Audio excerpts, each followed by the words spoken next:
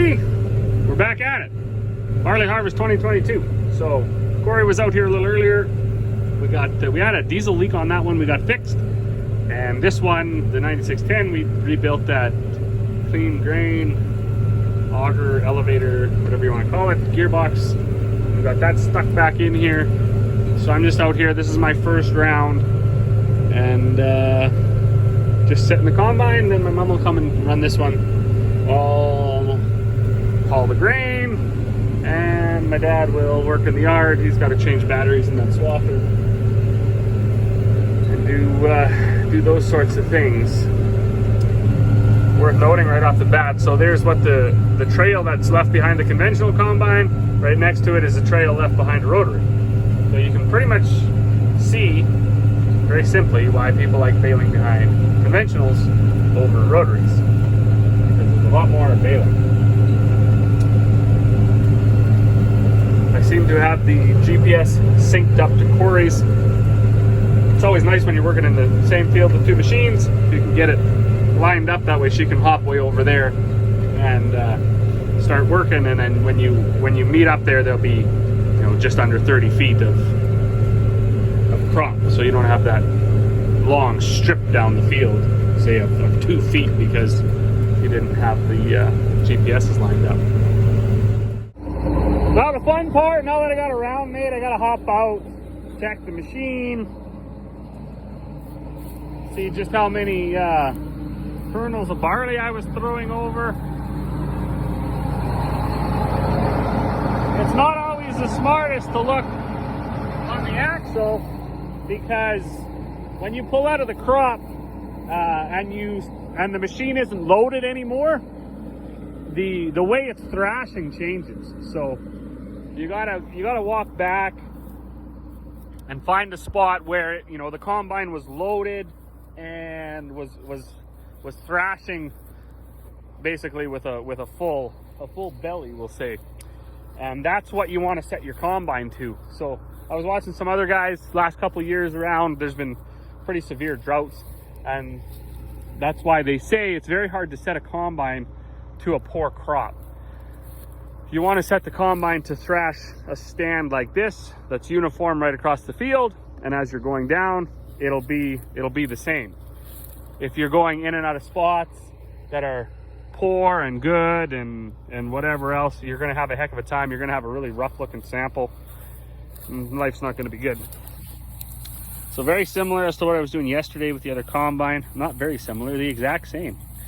I'm going to feel through here and look down, find any find out if there's any barley in the straw. But I don't even see any barley. Like, this is kind of nice. So I think she can probably just take over, and I will go unload some barley trucks. Holy smoly, she's hot out there. The grain was 34 degrees, I just tested. But with two combines running and the way it's yielding, I'm not going to go into speculating, but I mean, it's yielding very well for our area, I would say, if you're being realistic. And then considering we didn't actually have a lot of rain, so with two combines and our two single axles and our tandem, it's hard to catch up, hard to keep up, sorry. So I'm in Carl now, and I'm just letting him build up the air, and then I'm going to take Carl out there, because Carl holds basically 5 truckloads, and if they can use him as effectively a surge bin out in the field, excuse me, I'll be able to keep up with the little trucks. It's not a very far haul, it's a mile, so I can keep up with the little trucks. They can keep going, and then my dad can keep putzing away in the yard with what he is doing. So off we go in Carl. And just like that, things are here. So Dad's on his way back to the yard with the tandem. I'm going to grab that white International. Brown truck's empty. Carl is here, and he is empty.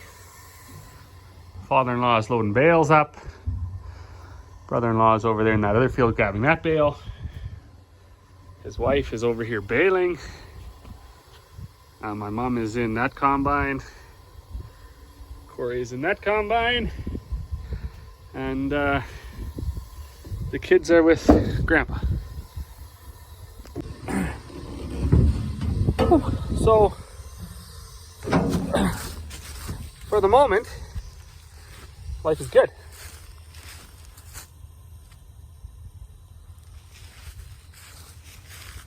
As long as I don't leave any of those hoppers open. I have to shovel.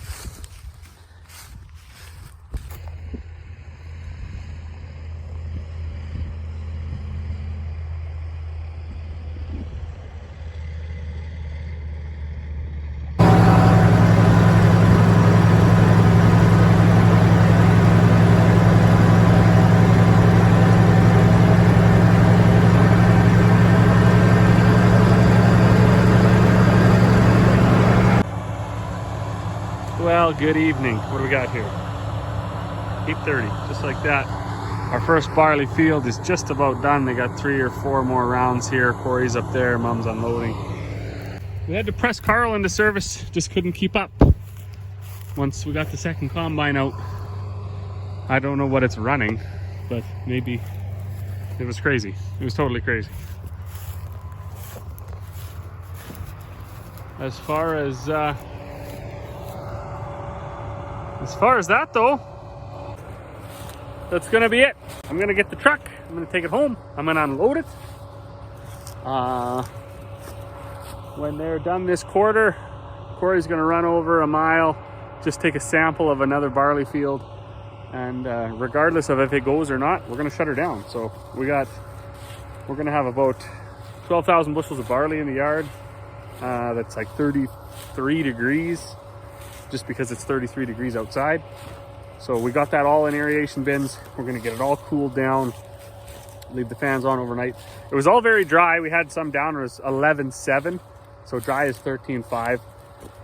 Leave the fans on it for a couple days, then we'll take it all out and we'll put it into basically a 10,000 bushel bin, and that'll fill it up. And we'll have those 4,000s, because we got we have 4 4,000s that we're gonna use for this program. We're gonna fill them all up, leave the fans running for a day or two, empty them all out, put them into our bigger bins.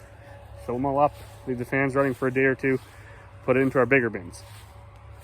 Seems like a lot of work, yeah, maybe it is, but in prior years, we would have been doing the same process with our grain dryer. So we would take off, 8,000 bushels and we'd dry it. We'd keep our dryer running, because there's been too many years where we've started into this process and we thought, oh, we'll just wait a little bit. We'll wait for the grain to come down, or we'll wait for the weather to cool down or whatever. And all of a sudden you get a change in the weather, and frost comes, snow comes, birds come, hellish winds come, whatever. So to sit back idly and watch this beautiful 1 in a million weather event come through, it's not going to be us. We're not going to be sitting back waiting for it to pass. But as always, thanks for watching. We'll see you all on the next one.